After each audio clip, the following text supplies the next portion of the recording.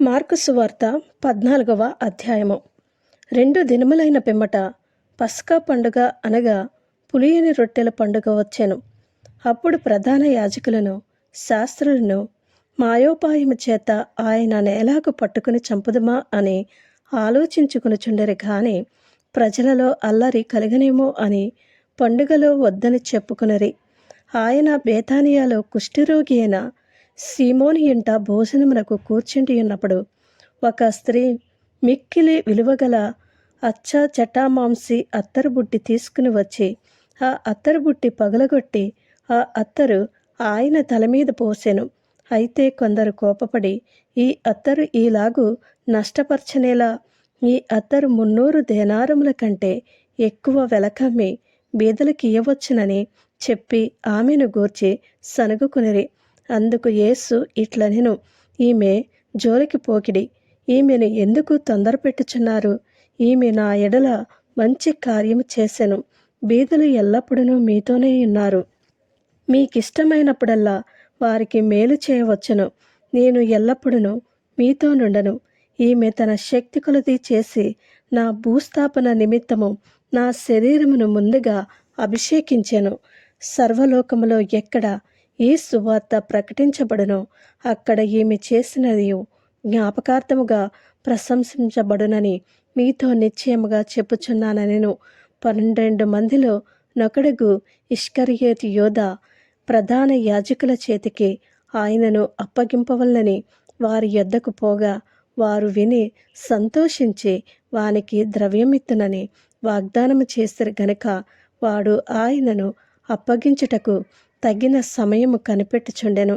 పులియని రొట్టెల పండుగలో మొదటి దినమున వారు పస్కా పశువును వధించినప్పుడు ఆయన శిష్యులు, నీవు పస్కాను భుజించుటకు మేమెక్కడికి వెళ్ళి సిద్ధపరచవలనని కోరుచున్నావని ఆయన నడగగా, ఆయన, మీరు పట్టణంలోనికి వెళ్ళుడి, అక్కడ నీళ్లకుండ మోయిచున్న యొక్క మనుష్యుడు మీకెదురుపడును.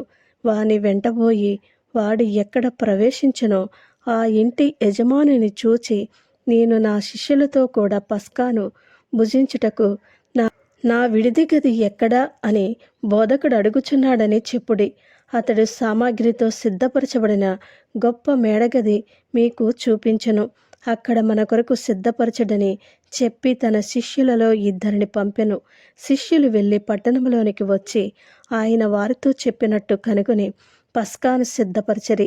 సాయంకాలం అయినప్పుడు ఆయన తన 12 మంది శిష్యులతో కూడా వచ్చెను.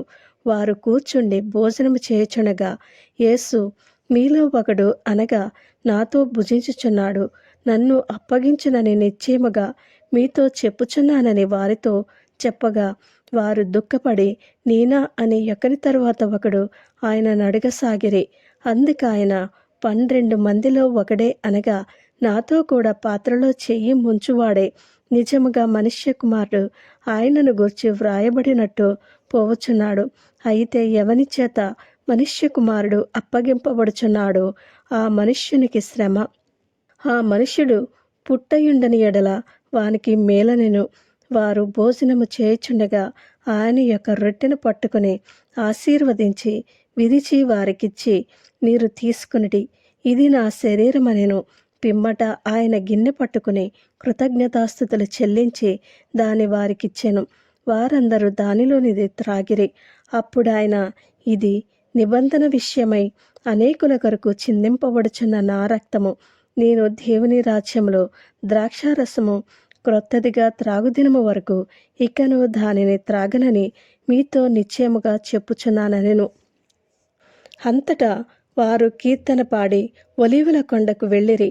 అప్పుడు యేసు వారిని చూచి, మీరందరూ అభ్యంతరపడెదరు, గొర్రెల కాపరిని కొట్టుదును, గొర్రెలు చెదరిపోవును అని వ్రాయబడి ఉన్నది కదా. అయితే నేను లేచిన తరువాత మీకంటే ముందుగా గలిలయలోనికి వెళ్ళెదనెను. అందుకు పేతురు, అందరూ అభ్యంతరపడినను నేను అభ్యంతరపడనని ఆయనతో చెప్పగా, యేసు అతని చూచి, నేటి రాత్రి కోడి 2 మారులు కూయక మునిపే నీవు నన్ను ఎరగనని ముమ్మారు చెప్పెదవని నీతో నిశ్చయముగా చెప్పుచున్నానెను. అతడు మరీ ఖండితముగా, నేను నీతో కూడా చావవలసి వచ్చినను నిన్ను ఎరుగనని చెప్పనెను. అట్లు వారందరూ అనిరి.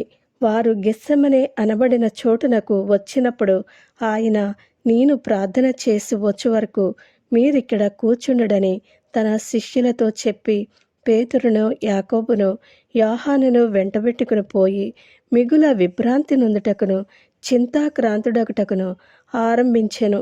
అప్పుడాయన, నా ప్రాణము మరణమగునంతగా దుఃఖములో మునిగియున్నది.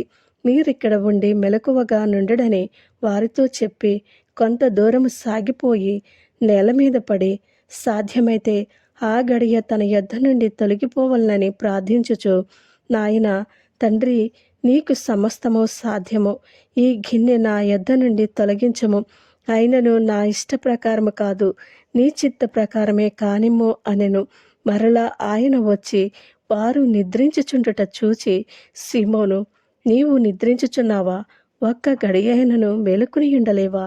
మీరు శోధనలో ప్రవేశించకుండానట్లు మెలకువగా నుండి ప్రార్థన చేయడి. ఆత్మ సిద్ధమే కాని శరీరము బలహీనమని పేతురుతో చెప్పి తిరిగిపోయి ఇంతకు ముందు పలికిన మాటలనే పలుకుచు ప్రార్థించెను. ఆయన తిరిగి వచ్చి చూడగా వారు నిద్రించుచుండిరి. ఏలయనగా వారి కన్నులు భారముగా ఉండెను. ఆయనకేమి ఉత్తరమియ్యవలెనో వారికి తోచలేదు. ఆయన మూడవసారి వచ్చి, మీరిక నిద్రపోయి అలసట తీర్చుకునిడి, ఇక చాలును, గడియ వచ్చినది. ఇదిగో మనుష్య కుమారుడు పాపుల చేతికి అప్పగింపబడుచున్నాడు.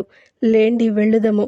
ఇదిగో నన్ను అప్పగించువాడు సమీపించియున్నాడని చెప్పెను.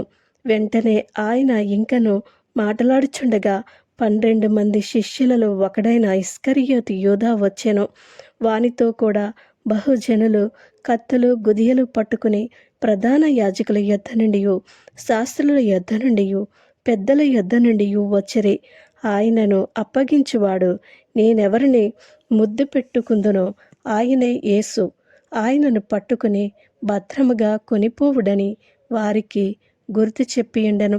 వాడు వచ్చి వెంటనే ఆయన యొద్దకు పోయి, బోధకుడా అని చెప్పి ఆయనను ముద్దు పెట్టుకొనగా వారు ఆయన మీద పడి ఆయనను పట్టుకునిరి. దగ్గర నిలిచియున్న వారిలో ఒకడు కత్తి దూసి ప్రధాన యాజకుని దాసుని కొట్టి వాని చెవి తెగ నరికెను. అందుకు యేసు, మీరు బందిపోటు దొంగ మీదికి వచ్చినట్టు కత్తులతోనూ గుదియలతోనూ నన్ను పట్టుకుని వచ్చితురా? నేను ప్రతిదినము దేవాలయంలో మీ యొద్ద ఉండి బోధించుచుండగా మీరు నన్ను పట్టుకునలేదు. అయితే లేఖనములు నెరవేరునట్లు ఈలాగు జరుగుచున్నదని చెప్పెను. అప్పుడు వారందరూ ఆయనను విడిచి పారిపోయిరి. తన దిగంబర శరీరము మీద నారబట్ట వేసుకునియున్న యొక్క పడుచువాడు ఆయన వెంట వెళ్ళుచుండగా వారతనిని పట్టుకునిరి. అతడు నారబట్ట విడిచి దిగంబరుడై పారిపోయెను. వారు యేసును ప్రధాన యాజకుని యొద్దకు తీసుకుని పోయిరి. ప్రధాన యాజకులు, పెద్దలు, శాస్త్రులు అందరూ అతనితో కూడా వచ్చిరి. పేతురు ప్రధాన యాజకుని ఇంటి ముంగిటి వరకు దూరం నుండి ఆయన వెంట పోయి బంట్రోతులతో కూడా కూర్చుండి మంట యొద్ద చలి కాచుకునిచుండెను. ప్రధాన యాజకులను, మహాసభ వారందరూ యేసును చంపింపవలెనని ఆయన మీద సాక్ష్యము వెదికిరి, కానీ ఏమీయూ వారికి దొరకలేదు. అనేకులు ఆయన మీద అబద్ధ సాక్ష్యము పలికినను వారి సాక్ష్యములు ఒకదానికి ఒకటి సరిపడలేదు. అప్పుడు కొందరు లేచి, చేతి పని అయిన ఈ దేవాలయమును పడగొట్టి 3 దినములలో చేతి పని కాని మరి ఒక దేవాలయమును నేను కట్టుదునని వీడు చెప్పుచుండగా వింటిమని ఆయన మీద అబద్ధ సాక్ష్యము చెప్పిరి, కానీ అలాగైనను వీరి సాక్ష్యమును సరిపడలేదు. ప్రధాన యాజకుడు వారి మధ్యను లేచి నిలిచి, ఉత్తరమేమియు చెప్పువా? వీరు నీ మీద పలుకుచున్న సాక్ష్యమేమని యేసును అడిగెను.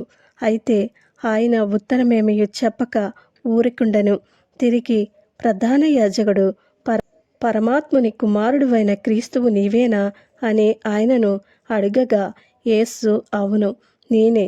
మీరు మనుష్య కుమారుడు సర్వశక్తిమంతుని కుడిపార్శ్వమున కూర్చుండుటయు ఆకాశ మేఘారుడై వచ్చుటయు చూచెదరని చెప్పెను.